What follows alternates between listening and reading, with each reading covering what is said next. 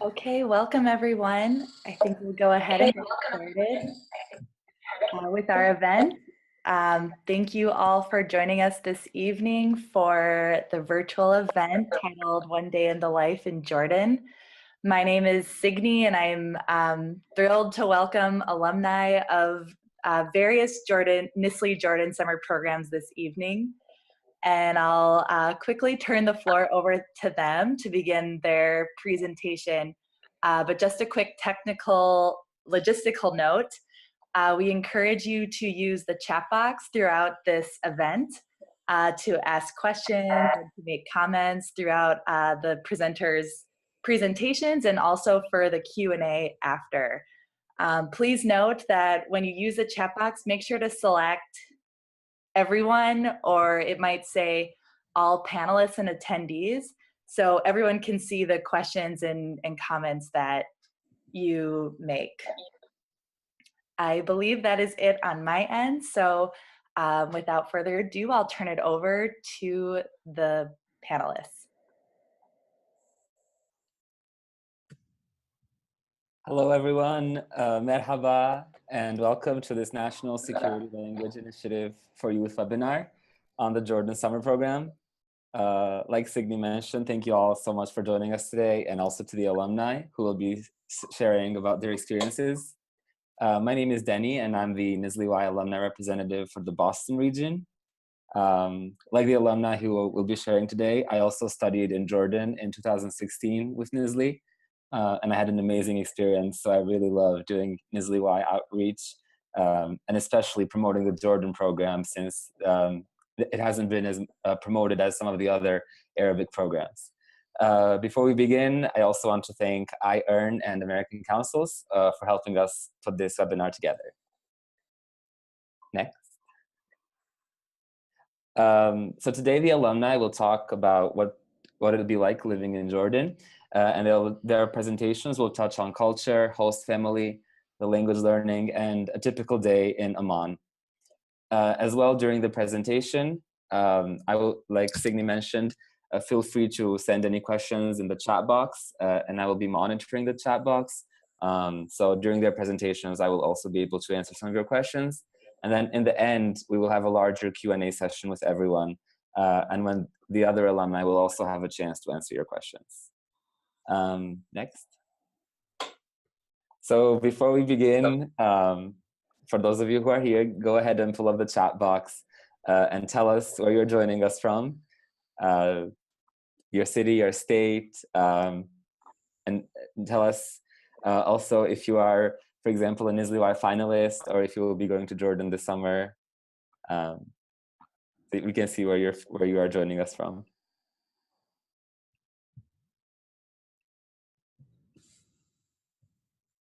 Can anyone hear me? Hello, New Jersey. Denver. Oh, wow. Westboro, Massachusetts. Washington. Oh, wow. Lots of finalists. Congratulations, guys. Oh, wow. I'm from actually Worcester, Massachusetts. So that's great that more people from Massachusetts. Northern Virginia, Nashville, Chicago. Oh, wow. This is awesome. So all over the country, really. And a lot of finalists too. So we're really excited that you're here, and we hope that you will learn a lot from the presentations. And so yeah, next. So now I'd like to introduce to the NSLI-Y alumni who will be presenting today. We have Shraddha, Sophia, Orion, and Julia. As you can see, most of them are from 2017 summer. So, and Sophia is the only one from 2016 summer. So we are all alumni who went to Jordan recently. So we hope our experiences will be relevant, and you will learn from them a lot. So now we can begin. And first we will have Shraddha, who will share about host family life. Hello, can you guys hear me? Okay, cool. And can you guys see me, because I was having some technical difficulties? I am having some trouble with the Zoom platform. Is everything good? Anyone? We can hear you, but we can't see you. Okay. Let me, 1 second. Sorry about that. I was on a different computer before this. Denny, would you like me to just proceed without the visual? Yeah, aspect? that's fine. Just the voice is fine if the camera doesn't. Okay. Okay. 1 second. Sorry about that. No problem. Okay. So I chose to talk about my host family experience because I feel like that was one of the most formative parts of my NSLI-Y summer. And primarily one of the things that from being in a host family was the fact that there was immense linguistic growth that was occurring. And 1 second, sorry. Okay. So I was living in a family where most of my host siblings did not speak the language, and most of my host parents and basically everyone that was surrounding me did not speak English. So I sort of had to really rely on my Arabic, which was really important because I was able to gain the experience of having to survive speaking in Arabic with my host family at all times. And I like to say that when I was in Jordan, I had 6 Arabic teachers, 2 in the form of my teachers at school and 4 in the form of my siblings who were always inundating me with native speech. They were all under the age of 9, so they were excited little children who were always trying to speak to me in Arabic, and they didn't think of the fact that I am not at all a native speaker, that I was a beginner. Rather, they treated me as if I spoke the language, and that forced me and really helped me learn more Arabic throughout the course of the program. In addition to that, I gained a lot of cultural insights with a Jordanian family because I wasn't treated as a guest. Rather, I was a family member. I was really part of the culture, and I gained this firsthand experience that I wouldn't have been able to gain otherwise. And it was really valuable because I didn't have to see Jordan as a foreigner. Rather, I was seeing it as a member of the family of the society. So I went on cultural experiences such as parties or extended family visits. And that was really meaningful because I feel like Arab culture and Middle Eastern culture is sometimes misportrayed in our society. So to be able to see that firsthand was very important and really eye-opening for me because I was able to create my own understanding of what I was seeing around me at a daily basis. In addition to that, I would say cultural exchange was also very important because I was really lucky to have a very open-minded host family with whom I had really great conversations with about religion and culture and some of the issues that were going around at that time. So for example, the Arab-Israeli conflict or even the Syrian civil war. And we were able to connect on the basis of common humanity because although they had very different backgrounds, I'm American, but originally Indian, they're Jordanian, but originally Palestinian. We were able to really connect on the fact that we were embracing peace and embracing one another's cultures. And I felt that was really important for me and really meaningful. I became very close to my family over the course of the summer, and I regularly still communicate with my host mom and my cousins, and we've continued a lot of our conversations about culture and religion even after my time abroad. So I'm really lucky to have had that experience. Next, please. So here are some general photos of me with my host family. The first one is all of us together, except for the little baby who was sleeping at the time that we took the picture. But the girl on the left, the far left, is Emily. She was my roommate. I was originally assigned without a roommate, so the first 2 weeks, I believe, I was alone with my host family, and I got to see the perspective of just being with my host family with no other American student around me. And that was interesting because the language barrier felt closer than ever, but I was also able to become really close to my family during those days. And it was also nice to have my roommate join me because there were some placement changes that happened. And when she joined me, I was able to become really close to her and become really good friends with her. So I was able to see those two perspectives, which I really appreciated. The middle here are my host siblings, the oldest host siblings, and they were, as I had said, a really good source of language learning and insight.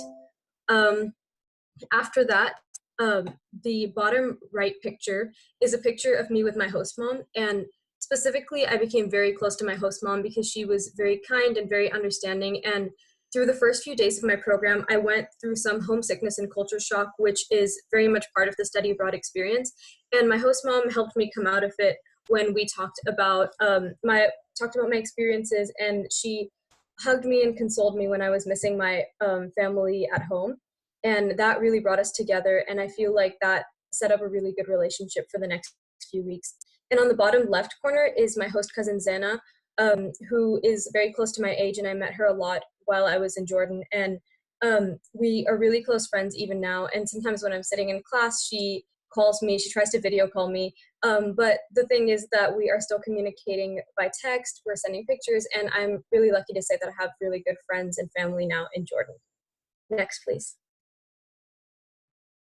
Okay, so as part of the host family experience, there were certain things that we did just at a daily basis.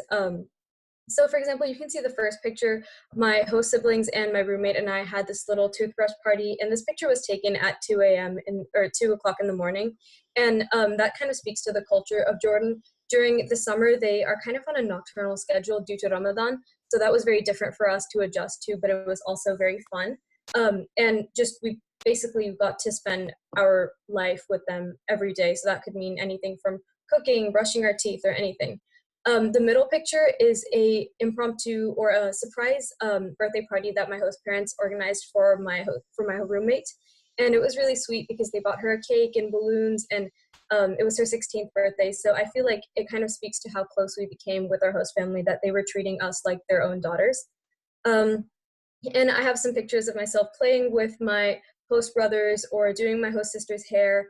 The middle bottom picture is a picture of my host sister and I after baking brownies on the 4th of July. So there were just a lot of fun things, fun moments that I shared with my host family, and I'm really thankful for those, as well as the bottom left picture where I got to cut mlukhaya, which is a Jordanian spinach. So basically I got to help my host family out with cooking sometimes, and just as I said before, I wasn't a foreigner. I was really part of this country, part of this culture, and I really felt that with my host family through my daily life.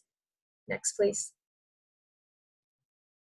And this last slide about my host family talks about the different things that we did together outside of the home. So although we had a lot of great experiences while at home, our host family always made sure that we were going out and that they were taking us out and letting us see Amman with them. So in the first picture, we went to Habiba, which is one of my host parents' favorite kunafa place. Kunafa is basically like a Jordanian pastry or Arab pastry.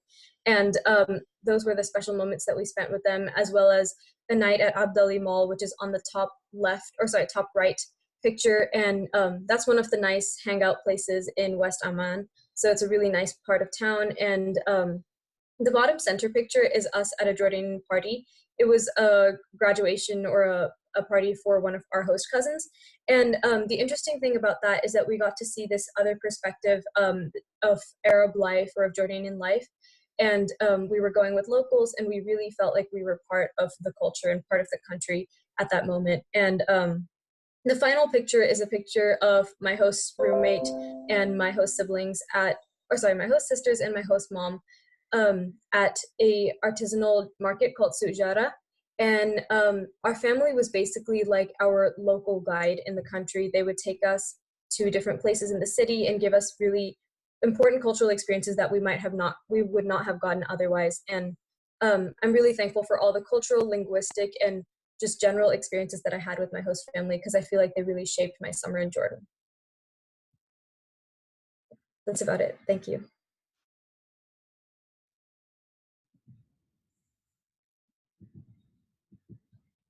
Hi guys, I'm Julia. I'm so happy to be here. So I'm going to be talking about cultural discovery and a lot of the interesting things that we were exposed to in Jordan through food and religion and just like amazing places that we visited. So I have to say one of the highlights of the trip for all of us is probably the amazing food. Jordan's known for its khubz, which is bread in Arabic, and dajaj, which is chicken, and rus, which is rice. And we ate a lot of that. That was a huge staple throughout the whole program. For breakfast, I would eat khubz and something called za'atar with olive oil. So it's like a bread and olive oil and spice. And I think I could have eaten that every day. I was addicted to it. There's also things called mansaf and makluba, which are meat and rice dishes, and they're very well integrated into the culture, and you'll see a lot of them at important cultural events such as weddings or birthdays. There's also dolma, which is stuffed grape leaves, and you can see that in the top left picture, which is a spread of food that we had for dinner one day. And then in the bottom center was actually a really funny day. We went to a special restaurant after we visited Madaba, which was a town in Jordan, and stopped and ate at this restaurant, and we absolutely stuffed ourselves. There was bread, khubz, mushrooms, baba ganoush, hummus, salad, just a lot of food. And I think I had 4 pieces of bread. So by the time we were done eating, we couldn't eat another bite. And then we almost started crying because we realized that was only the appetizers and we still had the entire course set in front of us. And we just couldn't eat it all. There's a lot of kebabs that we couldn't eat, unfortunately. I think my favorite drink was probably something called lemon wanana, which is a lemonade kind of mint drink. And I think I'd have it like almost every day if I could. I'd buy it at one of the restaurants right outside of the school. There's also dessert, something called kanafa, which is really hard to explain, but it's this cheesy, slightly crunchy, syrupy dessert that I got to make one day after school. And it's kind of an involved process. Unfortunately, I haven't been able to replicate it here, but it's really a treat if you ever get the chance to have it. Next slide. So one of the really interesting parts of living in Jordan, the host family, was seeing the everyday exposure to Islam and how their faith, the faith of the people in Jordan, which is a majority of, which is mostly a Muslim population, seeing how their faith is integrated into their lives. Just beautiful aspects of living in Jordan was hearing the call to prayer 5 times a day. There's just like this ethereal sound around the city, and it's reverberating, and it's a wonder to behold, no matter what religion you are. Also, there's something huge. Respect is important. So inside the host family and like outside in the city, you have to like wear a certain kind of clothing. Like we were discouraged from wearing like tank tops or shorts. And inside the host family, we would also like wear pants below our knees just to be like respectful of our host family. And in the picture in the center, that's my host family, and the host mom Sumaya and my host dad Abdul.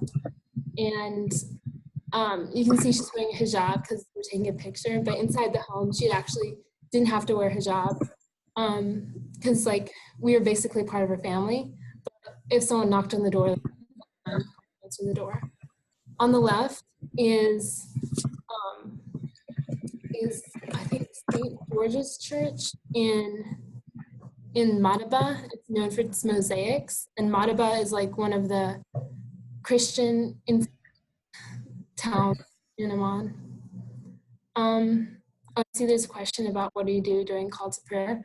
It was really interesting in the home because when you could hear the sound and it was time for the call to prayer, my host dad Abdul would take out the prayer rug and put it on the ground, and during that time we like didn't walk in front of him and we didn't like block his line of prayer, but everything just went normal. All right, next please. So there was some amazing cultural excursions that we got to go on. The top left was when we went to the Dead Sea, and we basically just got to be on the beach and swim in the Dead Sea. It was amazing because you can't you can't sink in the Dead Sea. You go out in the water and you just float and bob.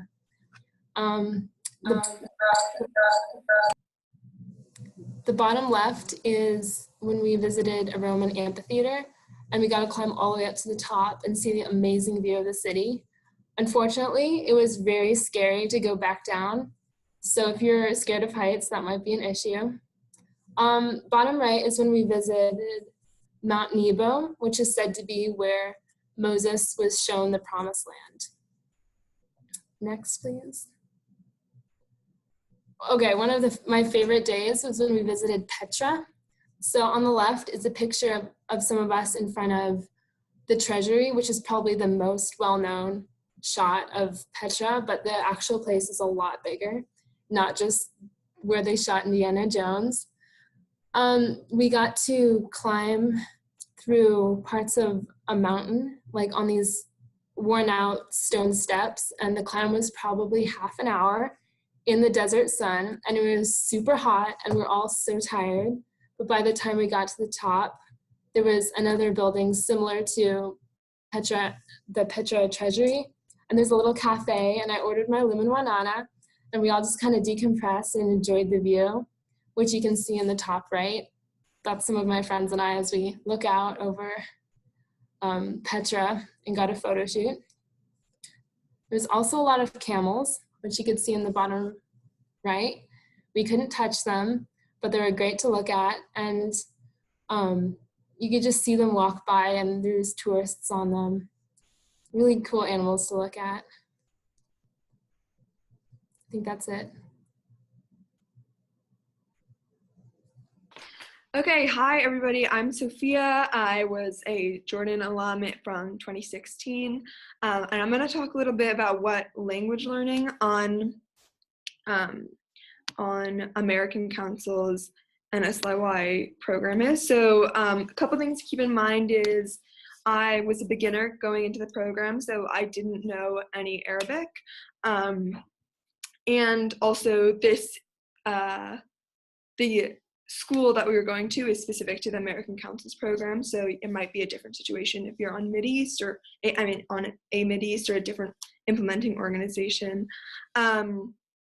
So to start, we went to this amazing Arabic learning school called Qasid, and it is a school just dedicated to teaching Arabic, and it's a really interesting place just because there's people who come from all over the world to learn Arabic there, people like from the US government or army, people that are college students, and we met like people from Turkey, people from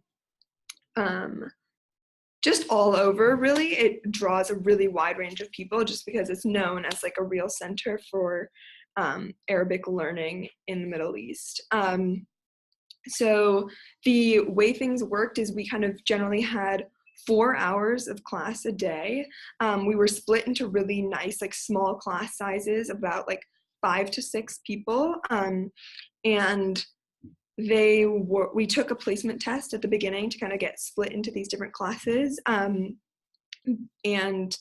that placement test basically just tested the self-study that we did beforehand. So for those finalists, for those who are finalists, you will probably get some materials in the coming weeks where you'll just do some self-study to start learning the alphabet and some basic vocabulary so that you can really hit the ground running.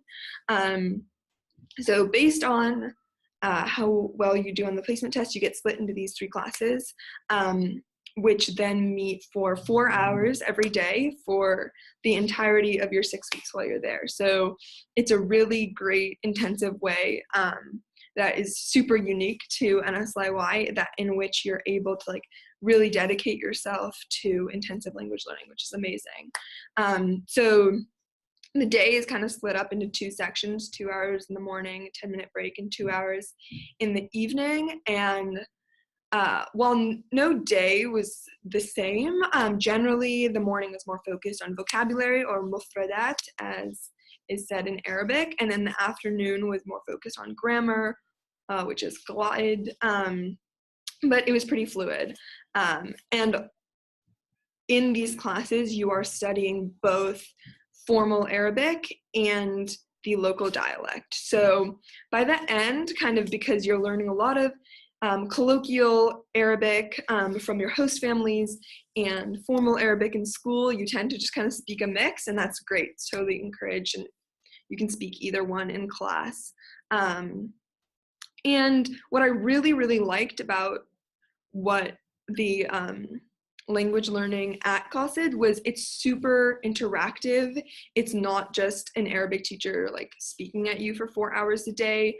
When we were learning vocab, we would play a lot of charades and Pictionary, where we would act out or draw a different vocab and people would have to guess what the word is. To improve our listening and our speaking skills, we did a lot of like really funny role plays. That's kind of what the picture in the bottom right corner is of, like a phone call. So just thinking of new and creative ways that we can utilize the vocab that we're learning every week. And a lot of these role plays are conversations that you may end up having with either your host families or when you're bargaining or different things like that. So they really stress like learning things that are applicable to you, and making sure that all the vocab that you're learning, you can go home and use.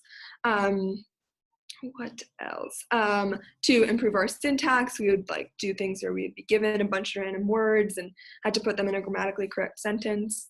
And then to improve like reading and writing, we would write different stories and then hand them to our peers and they would read them. So my kind of overall point is that it's super interactive. You're constantly kind of moving around, doing different activities, going up to the board. It's all like super conversation based. So basically by the end of the first week, like your entire Arabic class is conducted in Arabic, which is absolutely amazing. It's really crazy kind of the amount of progress you're able to make when you're dedicating so much time. And so it's just super rewarding to see. I think that's like some of my homework by like week 2 or something like that. And like being able to construct these like full sentences in a language that I had just like barely known any words of like a couple months before is just incredible. And something that's super unique to the intensive language learning that's offered by NSLI-Y. So yeah, even though I started going in like not knowing any Arabic, by the end I felt like I could really confidently have a conversation with my host family on a variety of topics. And you know, even as part of the program, you perform like a 10-minute oral presentation that you memorize, and I did mine on like Arab cities, and so you just have a lot of opportunities to really like showcase your newfound knowledge and understanding. Next slide. Okay, and then the other part I really want to stress is that most of the language learning actually happens outside the classroom. So I know that may seem hard to believe since you're spending so much time in the classroom, but really, really, I think I was able to reinforce my knowledge of Arabic when I was just kind of going out and about. So there's so many opportunities to utilize it, especially when you're living in a country like Jordan where Arabic is the like predominant language. So kind of just to go over what I have pictures here. In the bottom left is something that Shada talked about before. It's Souk Jara. So I think she already mentioned this, but just to reiterate, it's kind of like this outdoor bazaar that pops up on Friday nights. It's super lively. There's a ton of people. It's on this, it's an offshoot of this street called Rainbow Street, which is just in general this super like artsy, fun, kind of like downtown location where there's a ton of restaurants. And that was a place that my host family took me to, and I really got a chance to like bargain and use my number knowledge and all the different like role-playing bargaining situations that we had done in class. I got to apply, and that was just really fun and a great way to kind of like reinforce those same things I was learning before. To the right, there's this film screening poster. We were really fortunate to be able to go to like this film festival in Amman and watch 2 different Arabic films with English subtitles. So that's like another way we really were able to enforce like our hearing skills, and also just watch these 2 incredible movies by Arab filmmakers with Arab.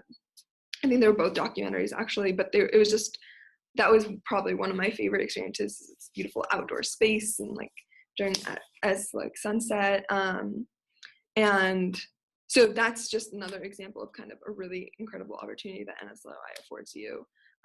Then to the right of that is when me and my host family, and that was my roommate, Ali, got to meet this Jordanian celebrity, Laith Ali, and we talked to him in Arabic, and not to brag, but he was so impressed that he put us on his Snapchat story. So there's a lot of, that was a really fun experience to kind of meet someone who's a prominent Jordanian figure and get to talk to him in Arabic for a little while. Then to the right of that is another one of my friends from the program, Nick. He just kind of ran into these two boys that he met and started having a conversation with, and then taught him how to play this musical instrument that he just got. And it was just like a super fun time. Like, Jordanians are just so incredibly hospitable and friendly, and like striking up a conversation with anyone is super easy, especially since, like, I think in a lot of countries there may be this like stereotype that Americans aren't interested in, you know, understanding other cultures or learning other languages. And so a lot of people are super eager to help you improve your Arabic and practice with you, which is just an amazing benefit.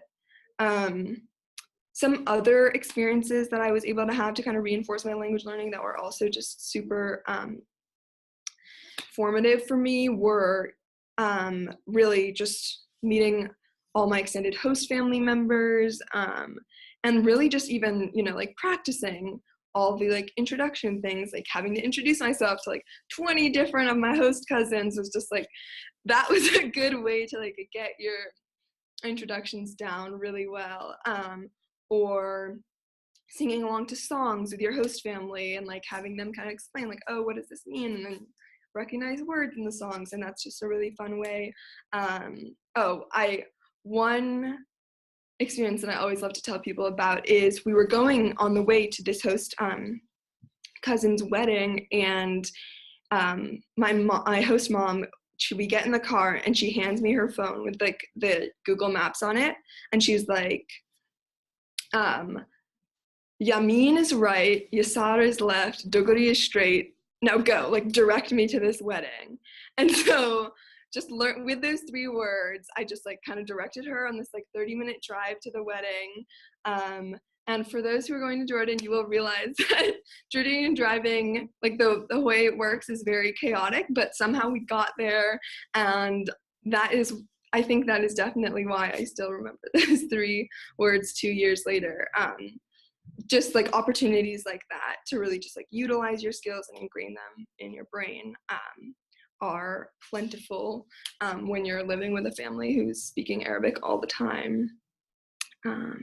What else? Oh yeah, we get the opportunity to go to language exchange programs like at the embassy and stuff like that, where we would go and meet with students, adults, anyone who was interested in learning English, and we would kind of talk with them in English and in Arabic, kind of like as a two-way exchange. So we would help them out with their English and they would help us out with our Arabic, and that was a good way not only to practice your language skills, but also to kind of learn a lot about kind of like Jordanian culture and society. And, you know, I met like a student who was going through their high school program is called like Tawjihi, and like we just had a whole conversation about like how that works, and you know, you have to like specialize in high school and stuff like that. And so like I just got to really learn all about the educational system in Jordan from this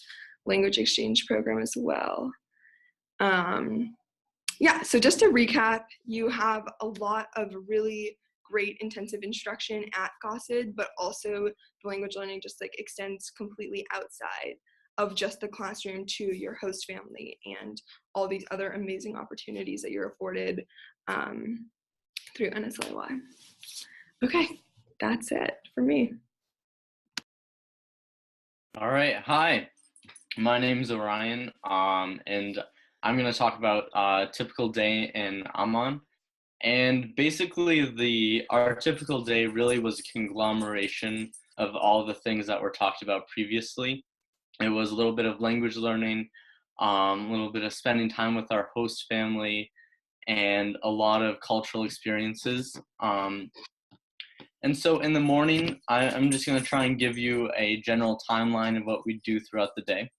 In the morning, we'd get up around 7 or earlier, and we'd shower and get ready to leave. In my host family, I had my roommate and I had a bathroom that was separate from the rest of the host family, so we were able to shower as we liked, and then we were able to go and sit down in the kitchen with our host mom and sometimes other members of our family and have a nice big breakfast, like Julia talked about. And then at 8 o'clock, we'd take the bus to school, and every day the bus would come to our house. The bus driver would honk the horn really loudly, and we'd run out and scramble onto the bus. And then we'd take the bus to the school, and at 9, we'd start classes. And as was mentioned before, the classes were for about 4 hours. And at 1, we were released from classes. And then either we stayed around the school, costed for us, and we would get lunch, or we would sometimes stay with our group and talk about any concerns we may have, any plans for the upcoming week, and just any advice that our resident directors had to give us. And if we didn't stay after, we'd just take the bus home. And either way, we'd end up at home in the afternoon unless we had a cultural excursion. And the pictures right here, the one on the top left is our typical breakfast. The one on the right is my roommate and I taught our host mom how to make Mickey Mouse pancakes. So our regular days were full of just fun moments like that, where we got to share American culture with our host family. On the right hand below the pancakes, there's us taking the bus there, and some Turkish coffee and some falafel that we would have for lunch. And the next slide would be great. So once we got back home, we'd have lunch if we hadn't eaten already. Once we got back, we had the opportunity to walk around the neighborhood with friends, always in groups to ensure safety, but I never felt like I was unsafe walking around the neighborhood we were in. We would spend time with our host family or work on homework. We get a lot of homework, 2 to 3 hours every night, but it's worth the improvement. Or we might take a nap because people in Jordan stay up very long, and so sometimes you need that midday break. And then after dark, because as was mentioned, the Jordanians kind of have almost nocturnal schedule during the summer. We take a trip somewhere with our family, somewhere else in Amman. We might walk to the market with our family to get some ice cream, or we would continue to work on homework. For our program, we had an 8 o'clock curfew where we weren't allowed to leave our house after 8 o'clock unless we were with a member of our family.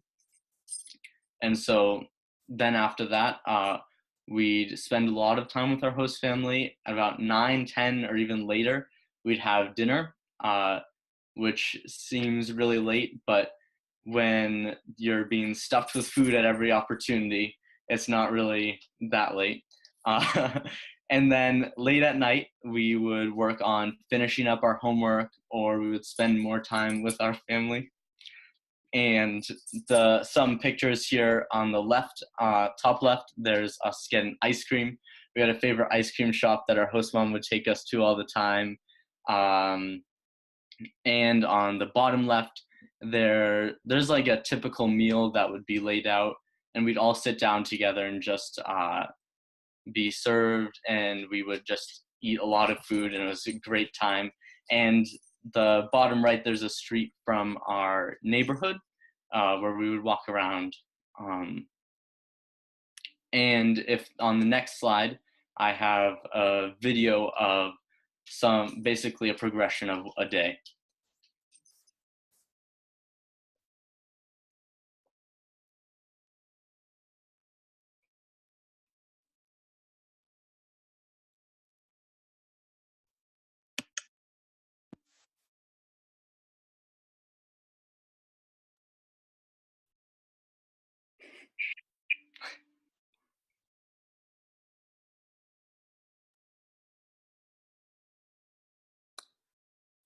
Sorry, everyone. One moment. I'll pull up the YouTube video.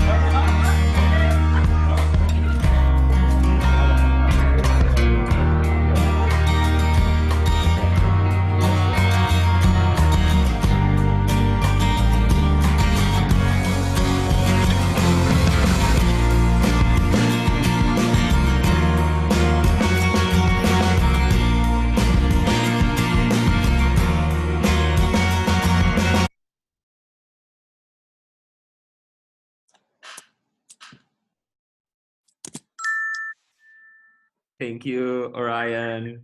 That was really great. Your video brought back some memories. So now we actually have another video to show you guys. This next video is from Cole van Miltenburg. He also went on Jordan summer 2017. And here we'll see a little bit more about Jordan in general. And you'll see more about what the alumni talked about, like the cultural discovery that Julia touched on, the food, the tour, the travel that was done. So we'll watch that now.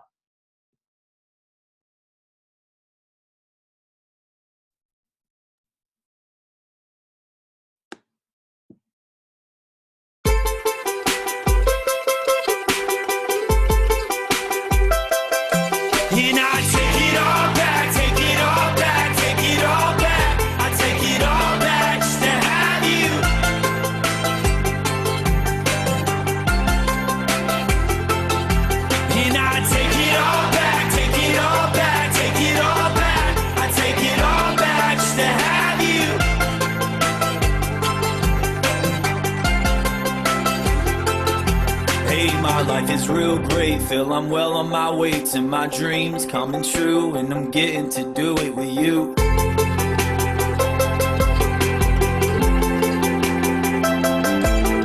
It feels so nice when the people sing along, they're singing along with the banjo.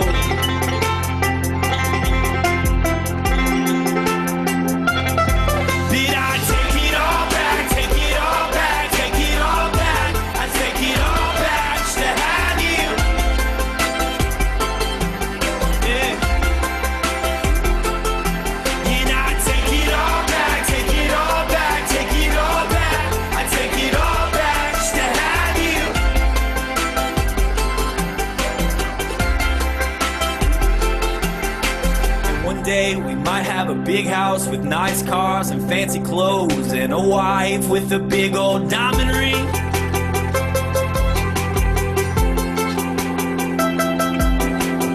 people, they dancing along to the mando. It's some sort of hip hop beat.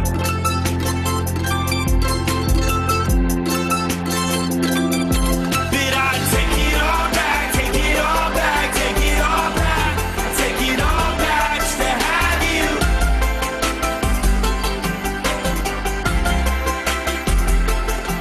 And I take it all back, take it all back, take it all back. I take it all back just to have you.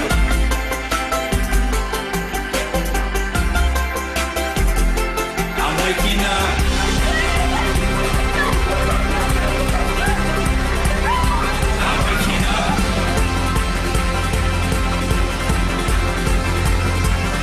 I'm waking up. I'm waking up. I'm waking up.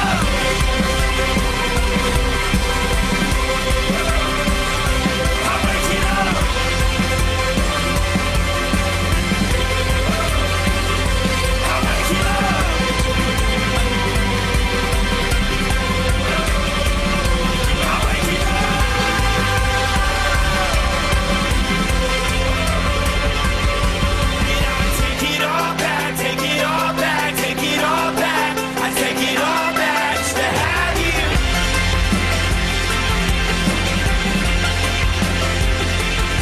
And I take it all back, take it all back, take it all back, take it all back just to have you.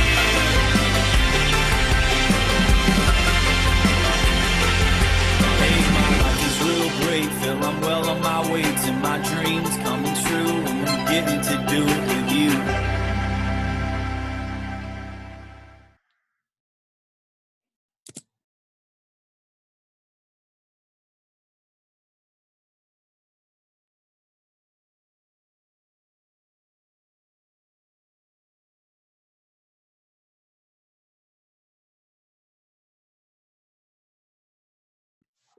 So now we will move to our Q&A session with, so feel free to all of you to send out your questions right now in the chat, and we will answer them and talk about your questions.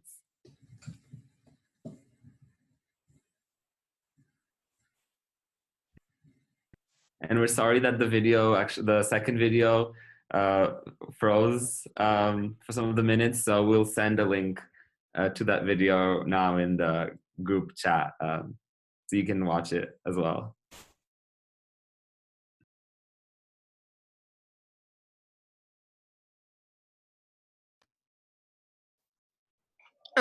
So I can kind of start by answering one of the questions I saw about internet restrictions in Jordan. I did not find that there was any internet restrictions in terms of like in my normal website usage. Like there was nothing that I kind of ran up against. However, one thing to keep in mind is that the way that Wi-Fi works in Jordan is that many host families will like pay for a certain amount of Wi-Fi at the start of the month, and you know, if it runs out, then you don't have any more Wi-Fi. And so that's just something to be conscientious of in terms of like your host family might have slower Wi-Fi speeds, or you might want to watch like your streaming usage. But overall, I would say most host families had pretty good Wi-Fi that enabled people to like do their Quizlet sets, check on social media, and even if you don't, the school Qasid has great Wi-Fi that you can FaceTime your family from or do anything you need to. So I would not be concerned about the Wi-Fi situation or firewalls.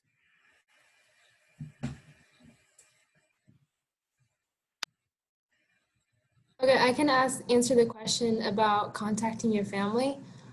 You are given program phones during the program, which are like usually small Nokias, and you're given as part of your stipend, you have money to put minutes on the phone and call your families through that. And also you do have like Wi-Fi connection, though sometimes limited. So you can still use social media platforms to some extent to contact your family. I can answer the question about if you would recommend studying more Levantine or MSA before program. Personally, I did the pre-program course and then I studied Levantine Arabic.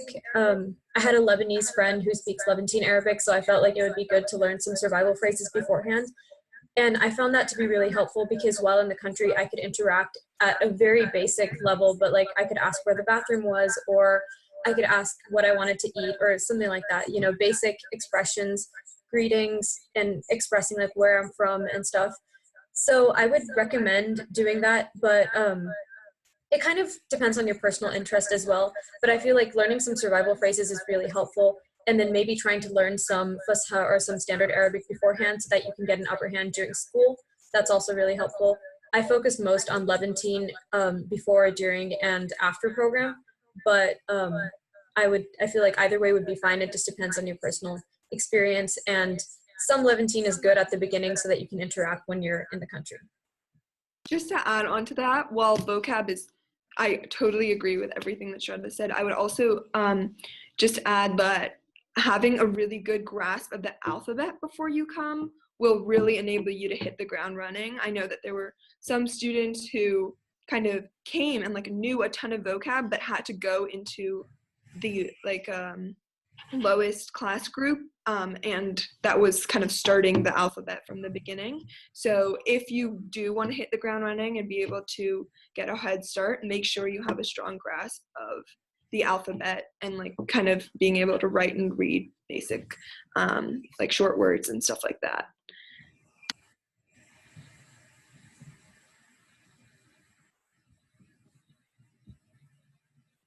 Maybe we could go around and talk about what we got for our host families.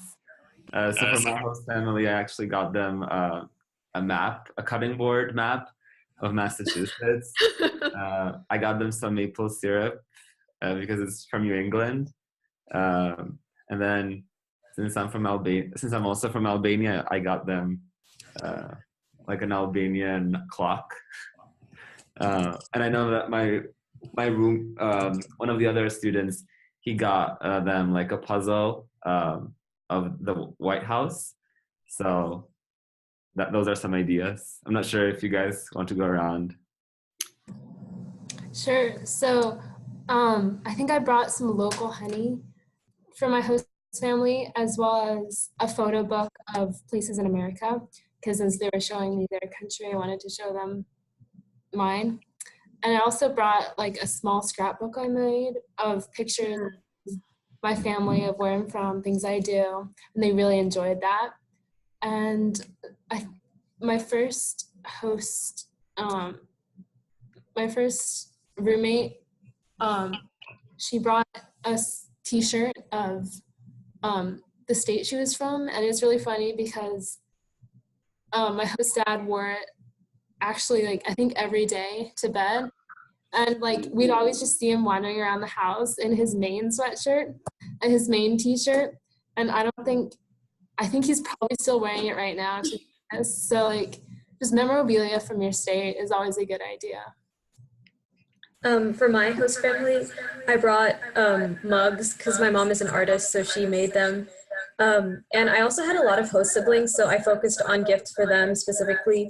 I got a little purse. I think I went to Justice or Claire's or one of those stores that, 9-year-old girls can really relate to.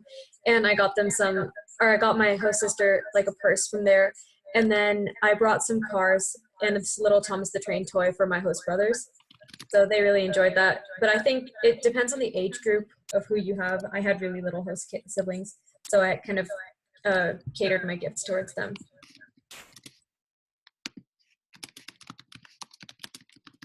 I brought Ghirardelli chocolates since I'm from San Francisco. I also brought a California shaped cutting board. Yeah, looking back, I'm like, that was an interesting choice. But and then also like Julia, I brought kind of like a like photo album scrapbook sort of thing, and I would highly recommend doing that. Like they love to kind of see your family and where you're coming from and kind of like that sort of stuff. So I would highly recommend doing that as well.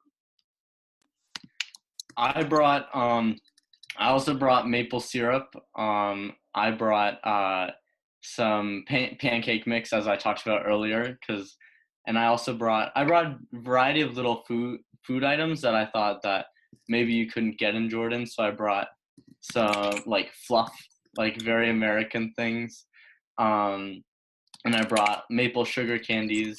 But I also brought my dad turns wooden bowls from local like trees, and so I had him make one of those, and I brought it. And I also brought some magnets and stuff. And Jenny and I actually had the same host family, and I remember them showing me the cutting board he brought. So those gifts really stay with your family, and they're really like remind them of who you are. And so I think it's a great way to share where you're coming from with them, because they don't get to see where you live, but you're getting to see where they live. And so it's good to share that little bit with them.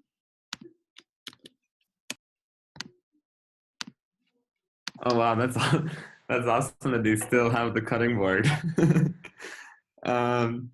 So thank you guys for the questions. We are running, but thank you. These are great questions, and thank you to the alumni for sharing. You can feel free to message us on Facebook. There's also a lot of resources. You can visit the NSLI-Y website to learn more about the application process and the languages that the program offers. And you can also check out NSLI Interactive, which has stories, media, videos, photos, and these are from students who are currently on programs or from alumni. So you get to learn more about the actual programs themselves. And again, NSLI is also on social media, so follow us on Facebook, Twitter, and Instagram, and you will receive updates about the application process and stuff like that.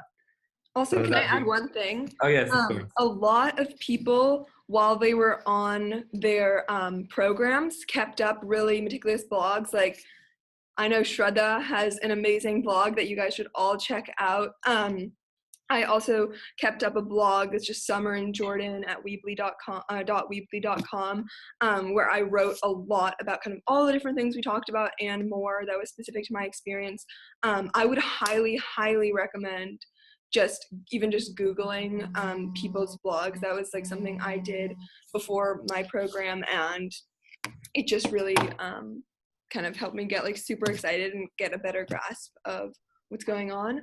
But also know that like all of your experiences for those of you who are finalists are going to be different in like amazing and wonderful ways, and year to year the program changes in terms of where you go and like the specifics of who the host onlys will be and what activities you'll do.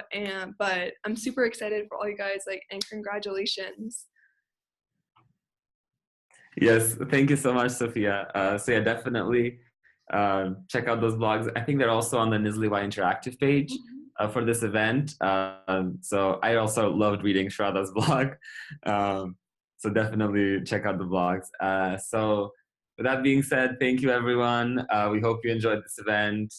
We hope you stay connected with NSLI and that you continue foreign language learning. Thank you.